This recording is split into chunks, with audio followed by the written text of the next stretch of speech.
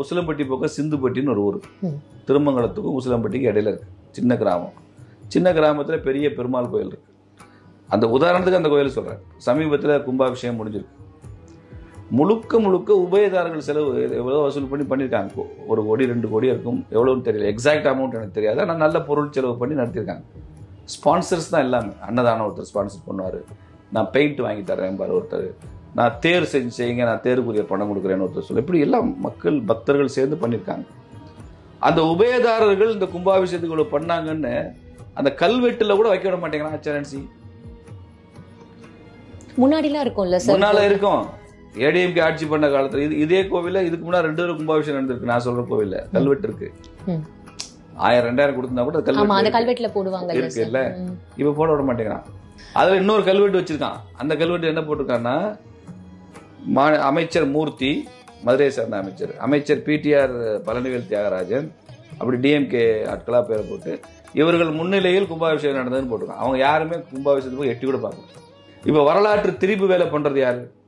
இன்னொரு 10 வருஷம் கழிச்சு வர்ற தலைமுறை அந்த கல்வெட்டை பார்த்தா இத்தனை அமைச்சர்கள் இந்த கும்பாபிஷேகத்தில் கலந்துட்டு இருக்காங்கன்னு தான் நினைப்பான்.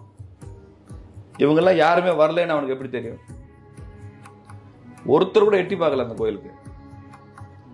அந்த ஊர்க்காரங்க நம்ம ஆபீஸ்ல, பிஜேபி ஆபீஸ்ல கண்ணீர் விடுறாங்க. அவங்க வராதவங்க அவங்க பேரை போட்டு விட்டாங்க. நாங்க உபயதாரர்கள் பண்ணியிருக்கோம், எங்க பேரை போட விட மாட்டேங்கிறாங்க அறநிலையத்துறை. ஜேசி மிரட்டுறாரு, அப்படிலாம் போடக்கூடாது அப்படிங்கிறாரு.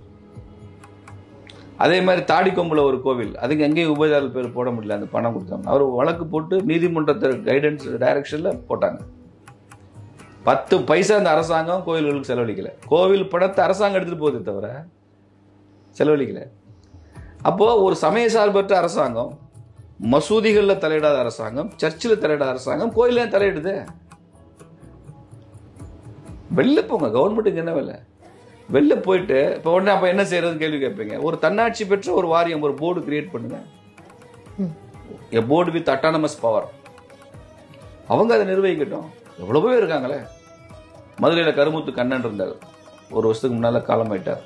எவ்வளவு அற்புதமான மனிதர், பெரிய ஆன்மீகவாதி. அவர் அந்த கோவில் தக்காரர்கள் எவ்வளவு அற்புதமான காரியங்கள் பண்ணார்னு தெரியும். அந்த மாதிரி ஆயிரக்கணக்கான பேர் பெரிய மனிதர்கள், கோவிலை கொண்டாடுறவங்க, கோவில்னாலே மெல்ட் ஆகுறவங்க எவ்வளோ பேர் இருக்காங்க. அவங்க கையில் கொடுங்க நிர்வாகத்தை, நல்லா பார்த்துக்கோங்க அந்த போர்டு. நீங்க அரசாங்கம் போய் என்ன தலையிட? இத்தனை வருஷமா காலங்காலமா கடைபிடிச்சிட்டு இருக்கிற ஒரு விஷயம் மாறும்போது கண்டிப்பா இங்க நிறைய குழப்பங்கள். குழப்பம் வராது, தெளிவு வரும். நாத்திக அரசுக்கு உங்களுக்கு என்ன வேலை? கோயில் கோயில் அர்ச்சனைக்கு டிக்கெட்டுக்கு பணம் கட்டுறீங்க. ஒவ்வொரு சர்வீஸுக்கும் இவ்வளவு கட்டினா தேர் எடுக்கலாம், இவ்வளவு கட்டினா அர்ச்சனை டிக்கெட்டு, விஐபி தரிசனம், எல்லாத்துக்கும் பணம் ஃபிக்ஸ் பண்றீங்க. இதெல்லாம் கோயிலா ஃபிக்ஸ் பண்ணுது இல்லை? இந்து சமுதாயம், இந்து ஆன்மீக மரபுல அப்படி கட்டணம் வாங்கிட்டு உள்ள விடுங்கன்னு சொல்றோம். இதெல்லாம் HRNC பண்றது இல்லையா? தனியார் கோயில்களில் கட்டணம் கிடையாது. பிள்ளையார்பட்டி HRNCல இல்லை, அங்கே கட்டணம் இல்லை. உதாரணத்துக்கு சொல்றேன். புரியுது. பிள்ளையார்பட்டியில் எவ்வளவு ஆயிரக்கணக்கில் பக்தர்கள் டெய்லி போறாங்க. உற்சவத்தப்பெல்லாம் எக்கச்சக்கமா போறாங்க, லட்சக்கணக்கில். கட்டணம் இல்லையே. அதே பக்கத்துல இன்னொரு கோயில் கட்டணம் வாங்கி தான் விடுறான் HRNC. அப்ப கட்டணம் வாங்குறது கோயிலா கவர்மெண்டா? எவ்வளவு பணம் வாங்குறாங்க?